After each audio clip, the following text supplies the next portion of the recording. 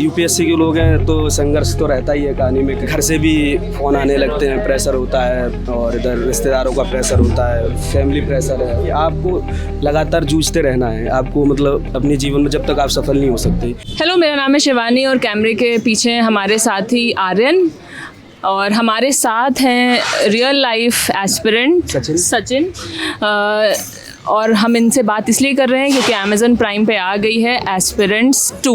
हमने सोचा कि चलें एस्पिरेंट्स, बहुत सारे एस्पिरेंट से बात करी जाए, देखें उन्हें कि सीरीज़ कितनी रिलेटेबल लग रही है, कितनी मोटिवेटिंग लग रही है, और संदीप भैया अभिलाष का जो कैरेक्टर है वो कैसा लग रहा है, एस्पिरेंट्स से कितना रिलेट कर पा रहे हैं, तो इन्हीं से खुद जानेंगे। हेलो सचिन, कैसे हैं आप? जी मैं बहुत अच्छा हूँ। एस्पिरेंट्स 2 देखी आपने? 2 तो नहीं देखी, ट्रेलर देखा, बस फर्स्ट देखी हुई है मैंने। अच्छा। हाँ, तो फर्स्ट जो है वो हमारी ज़िंदगी के मायनों में मतलब आसपास से कहानी जो बनाई गई है बिल्कुल वही है उसकी, और बिल्कुल ऐसा से रिलेट करते हैं जैसे कि वो धरातल स्तर पे हमारे जैसे ही लोग हैं, वही चीज़ें हो रही हैं, तो वही है। और यूपीएससी के लोग हैं तो संघर्ष तो रहता ही है कहानी में। कई बार यात्रा थोड़ा लंबी होती है, कुछ चीज़ें टूटती हैं, बिखरती हैं, बनती हैं। वही चीज़ें उन्होंने, हम जिन घरों से आते हैं, मध्यम वर्गीय परिवार से आते हैं, तो वहाँ स्थितियाँ ऐसी होती हैं कि बहुत समय तक हम सर्वाइव नहीं कर सकते। 1 अटैम्प्ट होता है, 2 अटैम्प्ट हुए, नहीं हो पाता है, तो फिर कैसे सर्वाइव किया जाए। घर से भी फ़ोन आने लगते हैं, प्रेशर होता है, और इधर रिश्तेदारों का प्रेशर होता है, फैमिली प्रेशर है, और आसपास जब आप रहने लगते हैं कुछ समय के बाद आपके दोस्त लोग बोलने लगते हैं कि क्या होगा। उसी को कहानी में जैसे कोई आपका एक मेंटर होता है, वो आपको पीछे से पुश कर रहा होता है कि नहीं तू कर सकता है, नहीं तू कर सकता है। कुछ इस तरह की उनकी जो वो है, ये जो एस्पायरेंट सीरीज़ है वो जर्नी है इसी तरह की। तो मैं श्योर कि मतलब अभी तक तो फर्स्ट तो देखा नहीं है, वो फर्स्ट देखा है पर सेकंड अभी देखा नहीं है, उसको देखेंगे जैसे ही फ्री टाइम होता है। फिलहाल आयोग की तरफ से 2 एग्ज़ाम आ रहे हैं, RO और EPPCS का मार्च में सुना जा रहा है, तो थोड़ा उसमें लगे हुए हैं। जैसे ही फ्री टाइम मिलेगा तो उसको भी देखेंगे। कितना मोटिवेटिंग लगता है आपको एस्पिरेंट्स 2 देख के? या कौन सा सबसे पसंदीदा कैरेक्टर है आपका एस्पिरेंट्स का? नहीं, संदीप भैया तो मैं नहीं है उसमें, तो संदीप भैया का तो करेक्टर है ही है, और जो सर हैं उसमें जो टीचर हैं SK सर, हाँ SK सर, तो उनका भी करेक्टर का भी मतलब रोल है कि वो इस चीज़ से दिखाते हैं कि आपको लगातार जूझते रहना है। आपको मतलब अपने जीवन में जब तक आप सफल नहीं हो सकते, कोई एक एपिसोड आपका मतलब ये निर्धारित ही नहीं कर सकता कि आप सफलता है या असफल हैं। तो उसी चीज़ को देखते हुए वो बहुत मोटिवेट करता है हम जैसे लोगों को। आपने बोला कि ऐसे एग्ज़ाम आने वाले हैं, मार्च में हो सकता है शायद डेट आ जाए, तो प्रेशर की सिचुएशंस कैसे मैनेज करते हैं, और पढ़ाई का जो माहौल होता है वो कैसा होता है, ग्रुप स्टडी, सेल्फ स्टडी, और इतना जो प्रेशर क्रिएट होता है उसको कैसे चैनलाइज करते हैं, अपने आप को कैसे मतलब इस प्रेशर की सिचुएशन से अपने आप को कैसे बैलेंस रखते हैं?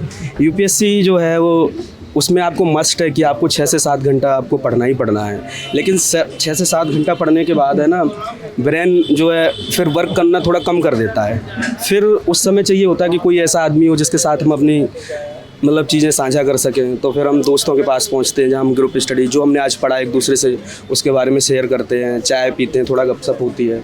और इस जो जगह हम बैठे हुए हैं, ये जो जगह है, यहाँ पे मतलब इसे बुद्ध का वो पीपल समझिए जहाँ बैठ के लोग कितने बुद्ध बन गए।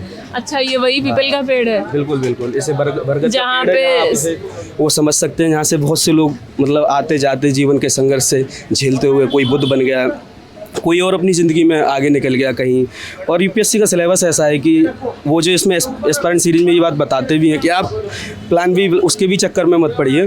उसके सिलेबस में ऐसा है कि मानवीय मूलभूत जो चीज़ें होती हैं ना, वो उसको हर आयाम को छूता है। तो अगर आदमी वास्तविक स्तर पर अगर एस्पायरेंट जो है और वो उसको तैयार कर रहा है, वो लगभग 80-90% सिलेबस को पढ़ता ही है, तो वो जीवन के किसी न किसी क्षेत्र में जाके कर देगा कुछ ना कुछ। तो ये वही कहानी है, इसलिए हारना नहीं है, लगातार लगे रहना है, और यही ज़िंदगी की कहानी है। कई बार प्रेशर जब ज़्यादा आ जाता है तो सोचते हैं क्या किया जाए, बहुत ज़्यादा बर्डन आ जाता है, पढ़ाई मैनेज नहीं हो पाती है। तो उस समय में यही है कि मोटिवेशनल लोगों को सुनते हैं और ऐसी सीरीज़ देखते हैं, और डेली रूटीन एक्सरसाइज वगैरह, थोड़ा मेडिटेशन, इन सब चीज़ों में जाते हैं तो खुद को बैलेंस रख पाते हैं, और वही अपनी डाइट वाइट पे ध्यान देते हैं। इस तरह से। आपने बोला कि संदीप भैया का कैरेक्टर आपको पसंद है, आपकी लाइफ में है कोई ऐसा रियल लाइफ संदीप भैया? है तो नहीं, पर हम सोचते हैं कि कई दफ़ा ऐसा होता है कि आप जिस बदलाव की उम्मीद सोच रहे हैं, क्यों ना आप ही उसके लिए तैयार रहें। जैसे कि अगर कोई संदीप भैया आपको नहीं मिल पा रहा है तो आप अपने से जो नीचे लोग हैं, जो नए तैयारी करने वाले हैं, उनके लिए तो संदीप भैया बन ही सकते हैं। तो इससे हम ये तो सीख ही सकते हैं। ये तो बहुत अच्छी बात इन्होंने कही कि अगर किसी के पास संदीप भैया नहीं हैं तो आप अपने से छोटे लोगों के लिए, अपने से कम उम्र लोगों के लिए और जो नए एस्पिरेंट्स हैं उनके लिए आप संदीप भैया बनिए, उनको मोटिवेट करिए, उनको सही रास्ता दिखाइए। मेरा अगला सवाल ये है कि एस्पिरेंट्स में बताया गया है कि रिलेशनशिप्स कितनी ज़रूरी हैं, आपको बैलेंस बना के चलना पड़ता है। और क्या ऐसा आपको लगता है कि अगर बॉयफ्रेंड गर्लफ्रेंड की आप रिलेशनशिप में हैं तो क्या डिस्ट्रैक्शन उससे होता है? हाँ, एक्चुअल में ये है कि जब आप इस टर्म में होते हैं, तैयारी के टर्म में, तो ऐसा होता है कि ये लाइफ का पार्ट है कि मतलब बॉयफ्रेंड गर्लफ्रेंड कोई ना कोई पार्टनर जो, और आपको लगता है कि वो हमारे हिसाब से ठीक है तो आप उसके साथ भी तैयारी कर सकते हैं, बस वो बाय बानी चाहिए वो आपके साथ वैसा बंदा हो तब। कई दफ़ा होता है कि कुछ लोग अंडरस्टैंडिंग नहीं करते, तो उसमें फिर ये स्थिति होती है कि आपको या तो उनसे दूरी बना लो, या अगर ये होता है कि आप उनके साथ हैं और वो अंडरस्टैंड कर रहे हैं, दोनों एक ही उसके हैं कि वो भी यूपीएससी कर रहे, तो वो एक दूसरे को मैनेज करेंगे, समझेंगे। और कहानी संघर्ष की तो होती है, और एक दूसरे को समझते हुए रिलेशनशिप थोड़ा सा आराम कर देता है कि आप जब कोई आपको ये लगने देता कोई बंदा है जिसके लिए हम अपने थॉट, अपनी चीज़ें बता सकते हैं, रख सकते हैं, तो वो थोड़ा सा नॉर्मल कर देता है।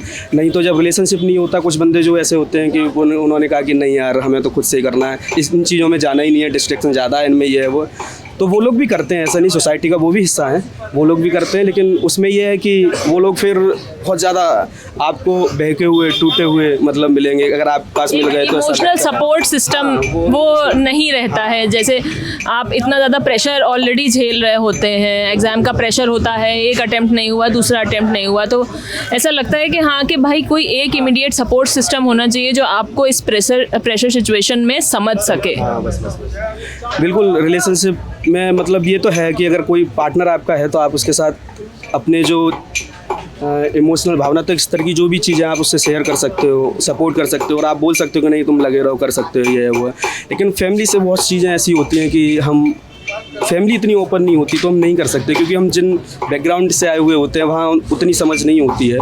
तो हालांकि आपके माता पिता, आपके पेरेंट्स आपके साथ होते हैं, वो कहते हैं आपको जब तक आप करना चाहो हम कोशिश करेंगे, तो उस चीज़ को देखते हुए हमें आगे बढ़ना, कोशिश करनी है। बाकी एक अटम हम दे चुके हैं हमारी, चूँकि मैं साहित्य का विद्यार्थी हूँ तो मैं आपको 4 लाइन भी सुनाता हूँ। हाँ बिल्कुल। कि इतना तो आसान ना होता सपनों का सच हो जाना, इतना तो आसान ना होता सपनों का सच हो जाना, प्रेम तो बहुत तेरे करते हैं कठिन है प्रेम का हो जाना, प्रेम तो बहुत तेरे करते हैं कठिन है प्रेम का हो जाना, सपनों की जद्दोजहद में कितने कलेक्टर बन पाते हैं, कुछ तो मुट्ठी भर ले जाते, कुछ खाली हाथ घर जाते हैं। एक सफलता ना मिल पाई तो मत होना निराश तुम, एक सफलता ना मिल पाई तो मत होना निराश तुम, अभी होंगे जीवन में युद्ध कई उनमें होना पास तुम, अभी होंगे जीवन में युद्ध कई उनमें होना पास तुम। बहुत खूब, बहुत खूब। तो ये थे एक ऐसे यूपीएससी एस्पिरेंट्स जिन्होंने हमें बताया है कि उनको एस्पिरेंट्स 1 और एस्पिरेंट्स 2 कितनी अच्छी लगी और कितना रिलेट कर पा रहे हैं उससे। एस्पिरेंट्स 2 पर और हमारी बातें चलती रहेंगी, तब तक आप देखते रहिए द ललन टॉप। शुक्रिया।